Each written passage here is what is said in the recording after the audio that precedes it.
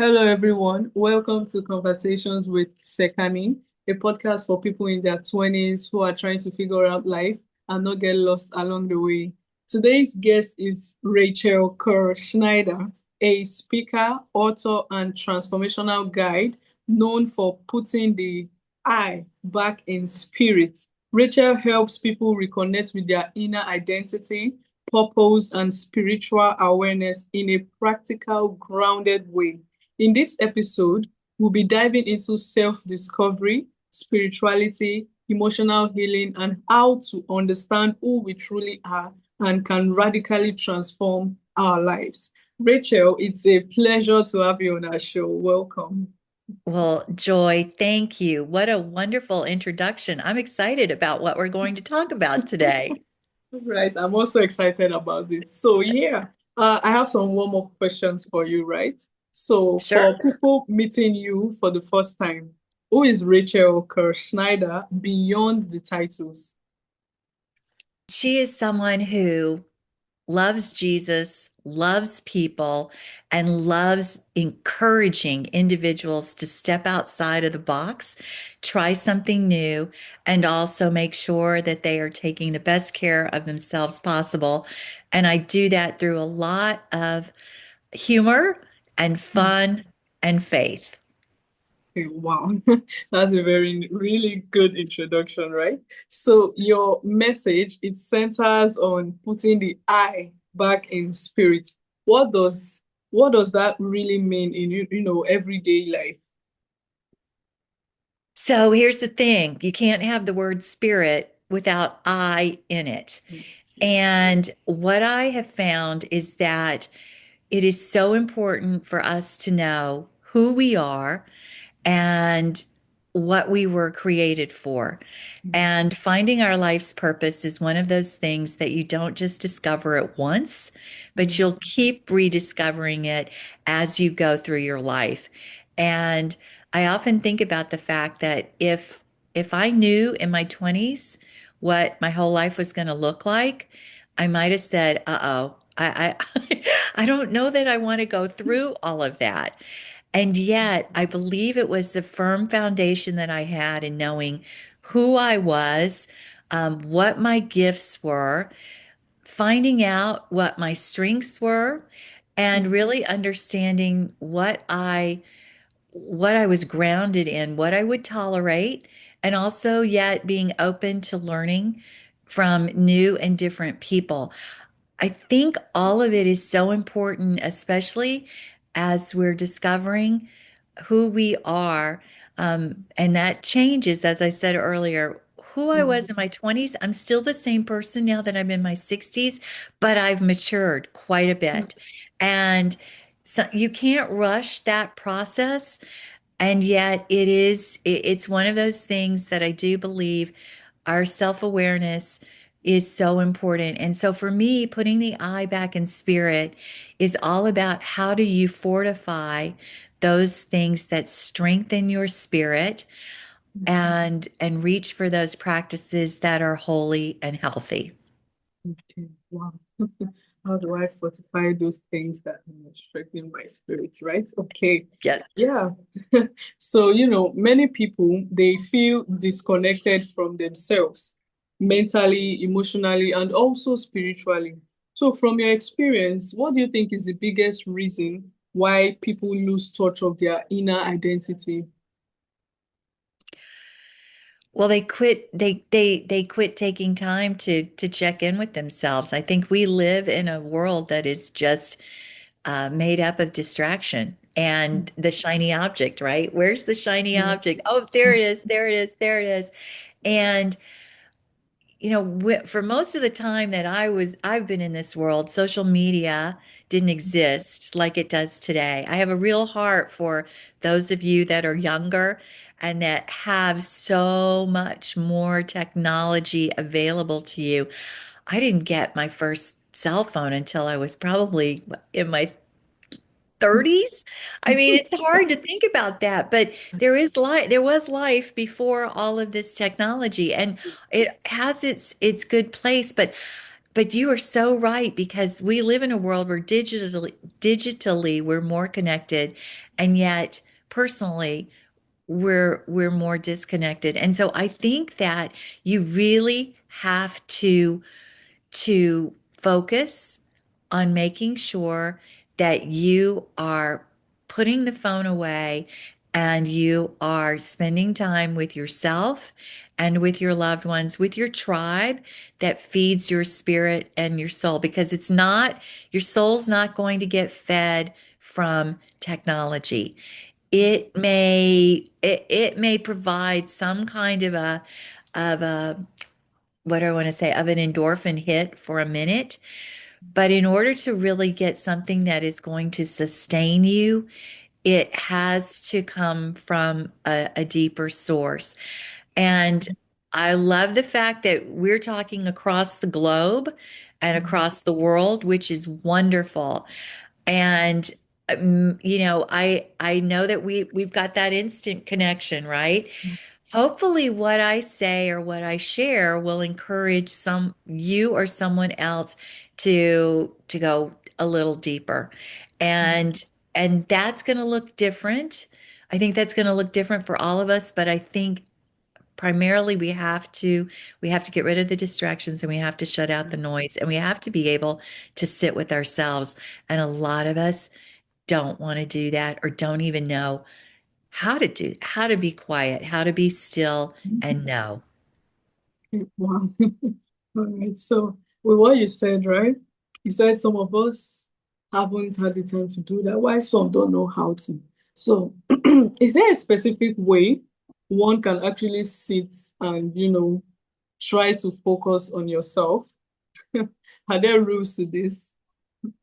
Well, I don't know if there are rules to it. And I am someone who is all about just quiet meditation and prayer.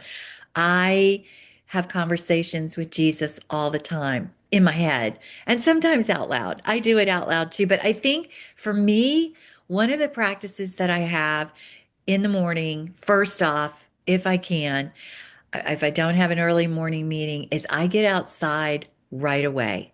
I will take my cup of tea or coffee and get outside right away, just into my back patio, and I will just walk through my garden barefoot, or I will sit in a chair and just look at nature for as little as 5 minutes, for as many as maybe 50. And I will just sit there and take it all in and listen to the birds and look at the sun and really just be grateful for this world that I was able to wake up and participate in today. And I think a habit of gratitude, I know it sounds cliche, but the more that we can really appreciate the small things that are in our life, it gives us even a better appreciation when those big things happen. And that is a practice. And the more you do it, the better you get at it.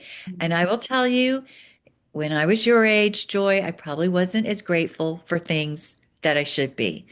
And I would really encourage, if I could go back to my 20-year-old self, I would say, Rachel, don't be in a hurry to get through the day. Don't be in a hurry to just do it and get it over with. Really look at how are you welcoming the world into your life, and what are you putting out there to make somebody else's day a better experience. Wow. I feel like you just, I know we are speaking directly, but I feel like what you said really actually touched my soul, right? And yeah, I definitely would be doing what you said, right? Okay, so from, how can someone, okay, I feel like you said that already. I was going to ask you, how can we reconnect with our true self? And then you said by putting off the noise, focusing on ourselves. So moving on, right? Yeah. You walk deeply in, a space of spirituality and transformation. So what's one mindset shift that, creates the biggest breakthrough for people?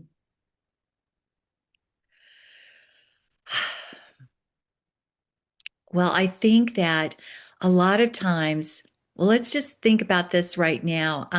A lot of times people think that you have to get your confidence before you go and do the thing. Mm. And actually, it works backwards. You have to Hmm. go do the thing. You have to go do the thing, and then you get confident. I mean, it's interesting because as we're talking, right, the Olympics are going on, right? And everybody seems to think that these, we forget, they get out there, they do their thing on the ice or the snow or whatever. We're like, wow, I bet they always thought they could do that. Mm. Oh, no. We have no idea what they have gone through to prepare themselves for the 3 minutes on the ice or the Mm. 2 minutes on the downhill run. Mm. And, and yet that confidence, they built that muscle. Mm. They built that muscle. I mean, literally they built their muscles to do it, but they also too had to get to that place where they had to step out and practice and practice. They got the confidence after doing the thing. And I think a lot of times we look at people and go, oh, they make it look so easy. I bet they just woke up and did that, or they had some natural Mm. talent or whatever. No, it's about getting those reps in and about doing it again and again and again. The confidence comes after you do the thing, not necessarily before it. Wow. This is amazing because I see some people, right, when they are doing their thing, I just feel like, oh, he was born with it. He's talented. And finding out now that they are also human like me, that means they also feel nervous when they want to do those things. And consistency made them experts in it, right? Wow. Yes, yes, yes. And that is, I think that's one of the things that in this fast-paced world of ours, we think that everybody is so good at everything instantaneously, and that is just not, it's just not true. And being willing to fail, being willing to to just mess up and have it not go perfectly, that is so important too. Um, and we just saw that, right, with our downhill skier, Lindsey Vaughn. I mean, she just wiped out in front of the world. Hmm. Does that make her any less of the professional that she was, any less of the leader, any less capable of being the gold medalist that she has been in the past? No, she was willing to go out there and take the risk too. And that's important as well. She was willing to take the risk. And we all feel for the fact that she didn't achieve what she set out to do. But wow, it doesn't lessen our respect at all. Hmm. So I just want to encourage whatever it is that you're thinking about doing. Um, look at the people that are doing it well, and then yes, follow them and know what their story is, because you will see that they didn't just wake up and it happened. There's a lot of things that go on behind the scenes to get them to where they are. Wow. All right. So, with what you said, it reminded me of, because I had a 9 to 5 before, right? Which Mhm. required me doing public speaking. Oh, the first day, Jesus Christ. I couldn't breathe. I was like, how do I do this? But then, after I got up there and did it, you could feel, and the audience could feel that I was tense, right? But then, subsequently, it became a habit for me. And then I feel like people think, oh, she's good at public speaking. No, I'm not. I'm just like everyone. I just challenged myself, right? So yeah, I do understand what she did. So But look at what you're, Joy, look at what you're doing now. This is public speaking too. Please, wow. you don't have to be up on a stage. This is a stage, this is a platform as well. And you are speaking, and every time you do it, every time you do a podcast, you are building that skill set. Hmm. This is public speaking. This is a platform. So don't sell yourself short, girl. I'm just saying. Oh, thank you. Thank you so much for that. All right. So yeah. Um, I want to talk about self-awareness, right? So, Mhm. what role does self-awareness play in building purpose, confidence, and also emotional stability? Oh, it's everything. It's here's the thing. You become aware of yourself. It's one of those practices too, right? Because we're changing. We have new people come into our life. We have new situations come into our life. We may have a new job. We may be relocated somewhere, travel, whatever it may be. It's so important for us to be grounded in ourselves, or to know ourselves well enough to know, wait a minute, I've got this funny feeling about this. Maybe I should really pay attention to it. Or wait a second, this is a colleague who, I can step in and I can support them. Or how do I'm in this personal relationship. How do I let this person know exactly what I need? Well, you can't tell them what you need until you're aware of what your own needs are. And that means a constant reevaluation of, what are the things that are true for me, and for me, it's a foundation in my faith. That's where my values come from. That's where my morality comes from. That's where my ethics come from. And that is something that has been evolving over time. But yet, even in my 20s, I was pretty sure we know the difference between right and wrong. We pretty Yes. much are pretty clear on that. Sometimes we're pressured into making decisions because we're in a situation where everybody wants to do this, or everybody thinks this is a good idea. We can get caught up in that, and I completely understand it. But it doesn't, it still means that we could still speak up and say, okay, you guys, I don't agree with what you're doing. I may have to opt out on this. Or you may just say, okay, I don't agree with this, but I'll stick around and be there to pick up the pieces. Whatever, but that self-awareness is it's the key for how we are able to go through our lives and really know who we are and what we have to give to the world. And so I would suggest that as soon as you can, to just be around people that can mentor you in that if you don't have a clue, or really get yourself some books on that. I just think that the sooner that you can start to get clarity around what your gifts are, what your strengths are, what your interests are, um, and and really take a pulse on, even now, I'm like, okay, how did I feel after I engaged in that conversation with that person? Does that person bring me up or bring me down? Do I feel full? Do I feel empty? We all have those activities that we know we're not going to like going to the dentist or whatever it might be.